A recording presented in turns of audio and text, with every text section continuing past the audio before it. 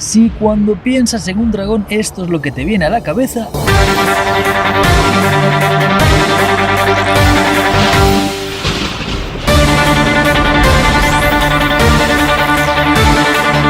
es porque todavía no has visto este vídeo, ya que el objetivo del mismo es que tras visionarlo, las conexiones neuronales de tu cerebro descarten esta imagen y la sustituyan por Leoto the Dragon Machida. o que te venga a la cabeza cuando vayas a mear, pero ya llegaremos a eso. Vamos allá. Lyoto nació en Salvador, Brasil, como el tercer hijo del maestro de karate Shotokan, Yoshido Machida. Yoshido se mudó a Brasil desde Japón cuando tenía 22 años, donde conoció y se casó con la madre de Lyoto, Ana Claudia, de ascendencia brasileña. Con un padre así no es de extrañar que Lyoto comenzase a entrenar karate a los 3 años, haciéndose con su cinturón negro a los 13. Pero no solo eso. ¡No! Empezó a entrenar sumo a la edad de 8 años, luego jiu-jitsu brasileño donde también tiene cinturón negro y boxeo. A los 16 años ganó varios torneos de karate amateur y diferente a lo que vemos en Karate Kid donde tras un par de clases el prota ya está pateando culos, el dragón ganó estos torneos tras años de duro entrenamiento. Pero no solo eso, fue subcampeón del campeonato brasileño de sumo del 2000, campeón brasileño 2 veces, quedó segundo en el campeonato sudamericano y en el 2001 ganó el torneo panamericano de karate Shotokan. Pero el dragón tenía en su cabeza las MMA desde que había visto vencer a Royce Gracie en los primeros UFCs. Así que viajó a Tailandia para estudiar Muay Thai y a Japón para entrenar grappling en el New Japan Pro Wrestling Dojo, donde entrenaría con algunos grandes luchadores como Kazuyuki Fujita. Bajo la dirección del pionero de las MMA en Japón, Antonio Inoki, iniciaría su carrera de artes marciales mixtas, pese a una pena de sanción por parte de la comunidad de karate a la que pertenecía. Que no lo digo por nada, pero ya te avisé. Como vemos, al punto de hacerlo, el dragón es más un luchador de MMA con bases de karate que un karateka que pelea en MMA. Creo que es un matiz importante. Yeah. El 2 de mayo del 2003, a los 24 años, hizo su debut y derrotó a Kengo Watanabe por decisión. Inoki habló de él como una figura simbólica de su sucesor, como ya lo habían sido antes Naoya Ogawa y Kazuyuki Fujita. ¿Cuántos sucesores tenía este hombre? En fin, esta fue la recompensa a su sucesor número 3. En su segunda pelea derrotó al futuro miembro del Salón de la Fama de UFC, Stephan Bonnar, por KO técnico debido a un corte, siendo esta la primera derrota profesional de Bonnar.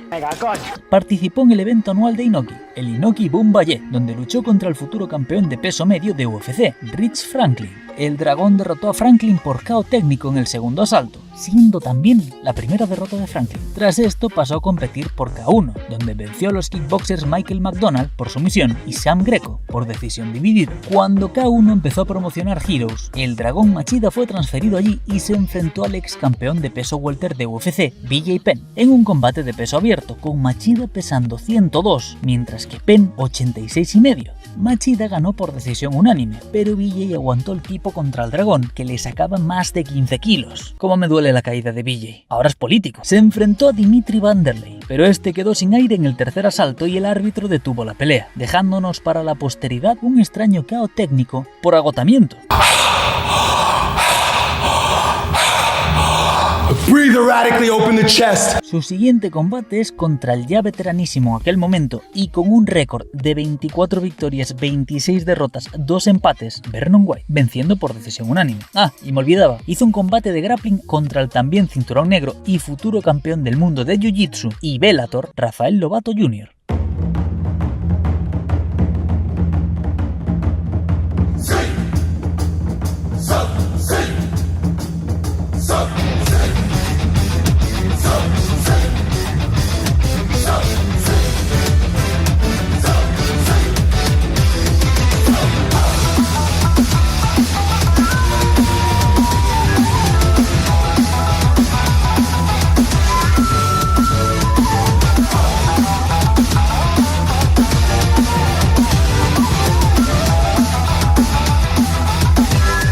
A quien vence también por decisión. Con un récord invicto de 8 victorias y su despliegue de habilidades exóticas llamó la atención de UFC, donde hace su debut en la cartelera preliminar del UFC 67.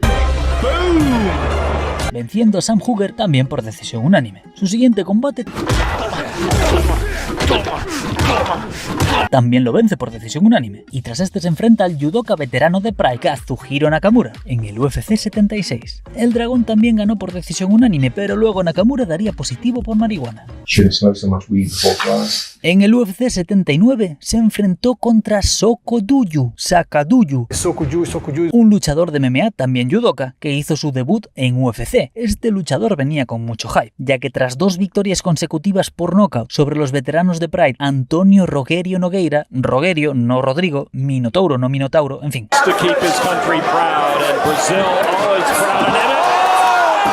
y Ricardo Arona, se consideraba una de las grandísimas promesas de las MMA. Por cierto, el combate contra Rogerio es considerado una de las mayores sorpresas de las MMA de la historia. En fin, Machida sometió a Sakaduyu. Y a tomar por culo. Joder, tío, qué incómodo estoy, ¿eh? ¡Oh! ¡Mi culo!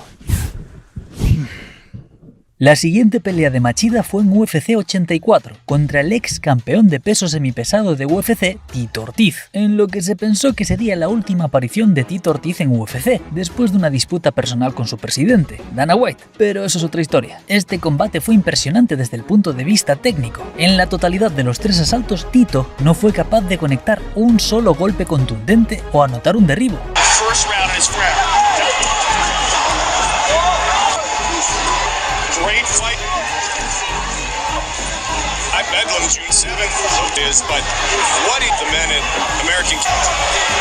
Lo que frustraba a Tito. Pero no, Tito no. El dragón no corría. Bueno, a lo mejor sí. Pero para mí lo que hacía era mantener un perfecto control de la distancia mientras iba poco a poco haciendo mella con sus ataques rápidos y contras. Pero no cometáis nunca el error de subestimar a un ex campeón de UFC. Incluso frustrado, cortado, golpeado y derribado,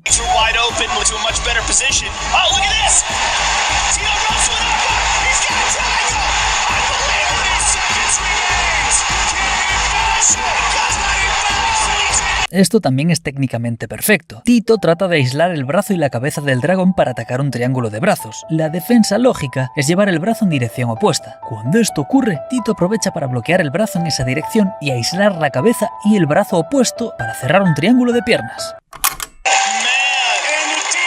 La salida del dragón también es espectacular, pero esto no es un análisis detallado. 2 momentos destacables más de este combate es la caída del árbitro y la muestra de respeto de ambos luchadores al final del mismo.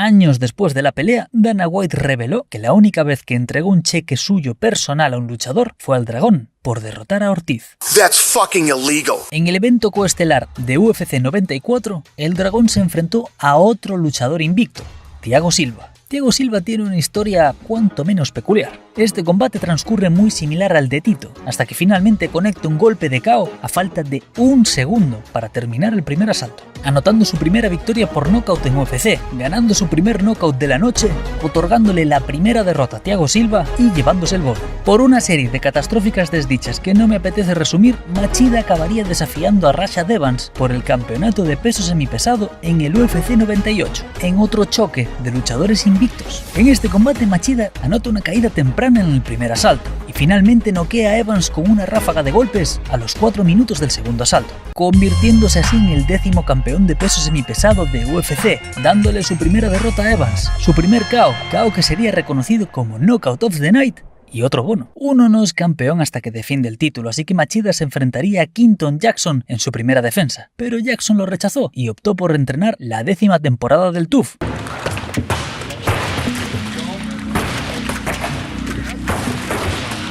El encargado de poner a prueba al campeón fue el ganador del Gran Premio de Peso Medio del 2005 de Pride Fighting Championship, Mauricio Shogun Rua. Este choque tuvo lugar en el UFC 104, con Machida ganando por decisión unánime, 48-47 de los 3 jueces, uno de los cuales afirmó que Machida conectó los golpes más dañinos durante la pelea y fue el agresor más efectivo. A pesar de esto, una parte importante del público abucheó la decisión después de que se pronunció en favor de Rua, y aunque estoy de acuerdo con la decisión, decisión y pienso que el retador es quien se debe fajar con el campeón. Fue un combate muy cerrado en mi opinión. Varios sitios web y revistas deportivas también afirmaron que el ganador había sido Rua. Un análisis de Fight Metric sugirió que Rua había sido más agresivo y había dado más golpes en la cabeza y las piernas que Machida, mientras que CompuStrike afirmó que Rua había dado casi el doble de golpes que Machida. Por la controversia a la decisión, se declara una revancha inmediata. Esta inmediatez llega 7 meses después. En la esperada revancha, ambos luchadores empezaron muy agresivos, con duros intercambios de golpes, pero finalmente... ¡Pum! ¡Pum! ¡Pum! ¡Pum! Pegué un salto y me fui a la otra punta de la habitación, diciendo, ay Dios mío, líbranos de todo lo malo. Con Machida sufriendo la primera derrota de su carrera en MMA y siendo derrotado por su especialidad, una contra. Pero la vida es así, te caes y te levantas, y en su primera defensa después de perder el título, Machida se enfrenta finalmente a Quinton Rampage Jackson en el evento principal. Durante el combate, Machida conecta varias patadas en las piernas y algunos contraataques, mientras que Rampage ataca duro desde el clinch. Este fue para mí un peleón, que detallaré un poco más en la historia de Rampage. Pero al final de la pelea, Rampage fue declarado ganador por decisión dividida. Tras esto, Machida se enfrentó al miembro del Salón de la Fama de UFC, Randy Couture, en el UFC 129.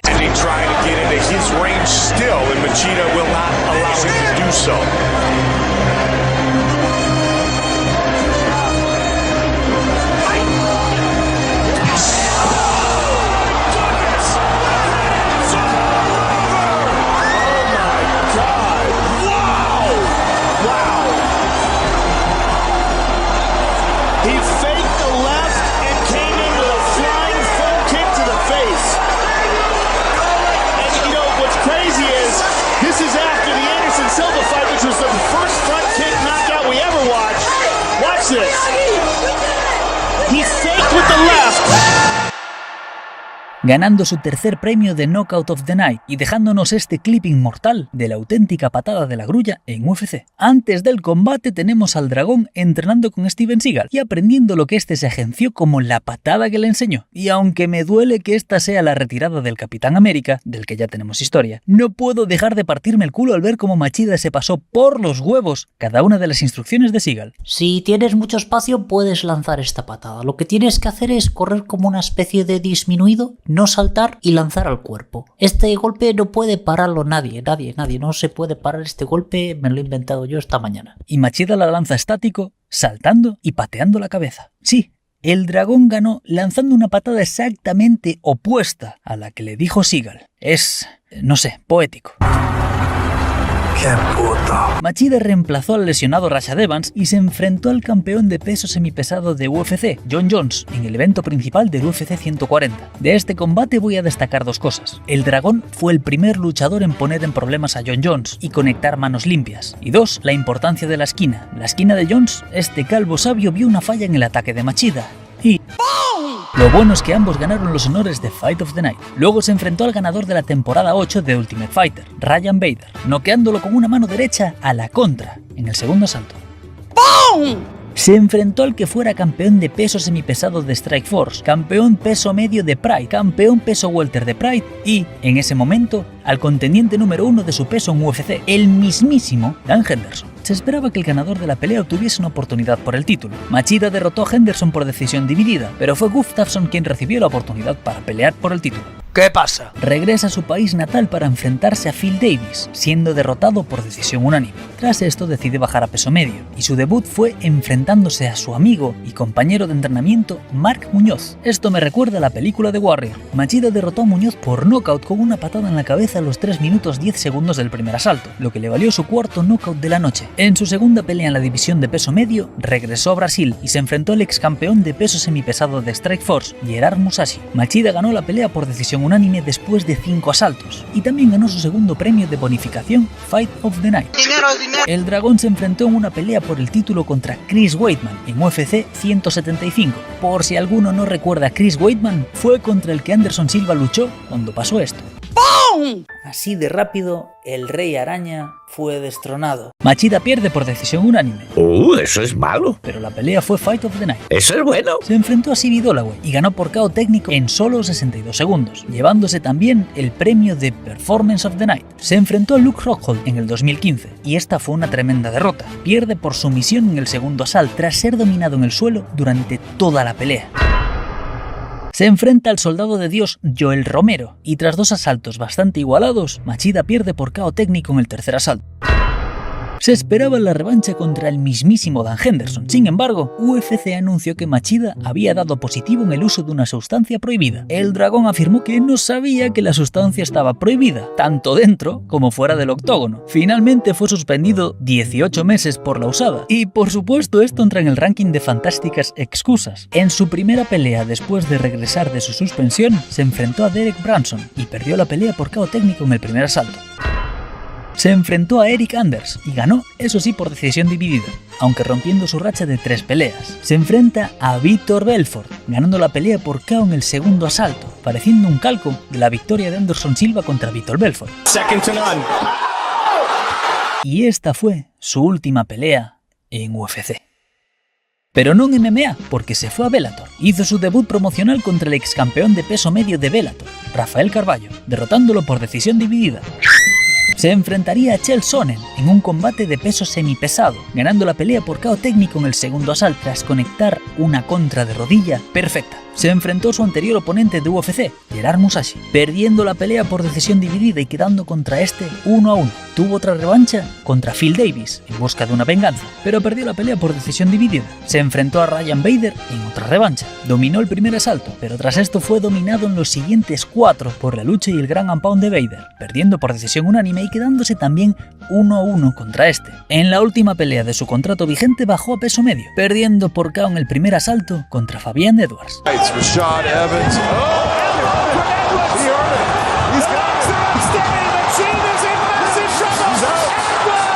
Terminando su paso por Bellator con 4 derrotas consecutivas, con un récord final de 26 victorias, 12 derrotas, y quedando en este puesto en la lista de victorias puras. El dragón nos ha dejado un estilo único, muy poco ortodoxo en MMA, que combina elementos de su muy dilatada experiencia y entrenamiento en diferentes estilos. Aunque sus tácticas se basan en karate Shotokan y jiu-jitsu brasileño adaptado a las MMA, también integra técnicas de lucha libre y sumo, que según Machida lo hacen totalmente preparado para cualquier situación. Con su estilo elusivo, Machida se basa en contraataques cautelosos y precisos, mientras evita los golpes, frustrando a muchos de sus oponentes para que así cometan errores. Se ha ganado un considerable respeto por parte de los fanáticos, luchadores y comentaristas de MMA por su efectividad, pero al mismo tiempo, su estilo a la contra conservador se ha visto muchas veces como aburrido. Ha recibido críticas de los fanáticos y comentaristas, e incluso ha sido etiquetado como cobarde. En respuesta a estas críticas, Machida ha dicho que si no les gusta, lo siente. Siempre trata de ganar. En otras palabras, podéis comerme los huevos. Aspira a que su estilo sea reconocido como el Gracie Jiu-Jitsu y mucha gente lo conoce ya como el Machida Karate.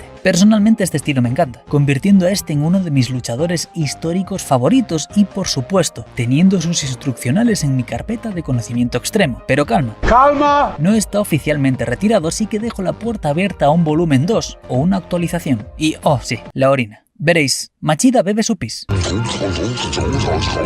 Sí, orinoterapia, lo llaman algunos. Yo lo llamo una guarrada. Según esta hipótesis, la orinoterapia, también llamada uroterapia, urinoterapia, shibanmu o terapia de autoorina, es medicina alternativa. Es decir, una mafufada que consiste en la aplicación de orina humana para fines medicinales o cosméticos, incluyendo la bebida e ingestión de la propia orina y el masajeado en la piel o encías con ella. No existe evidencia científica que apoye su uso terapéutico de ninguna forma o clase. Está de hecho incluida en el listado de pseudociencias, ya que en esencia tu orina es agua sucia. Dicho esto, me despido con una de las escenas más bizarras que he visto en mi vida. El dragón intercambiando y bebiendo su meado con una reportera. Y con este brindis nos vemos en la próxima, gente. Gracias por estar ahí.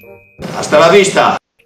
Si has llegado hasta aquí, suscríbete, no me jodas. Ya que estás por ahí, deja un comentario que le duela a IQ. Sigue la cuenta de Instagram o únete al IQ Team en Patreon.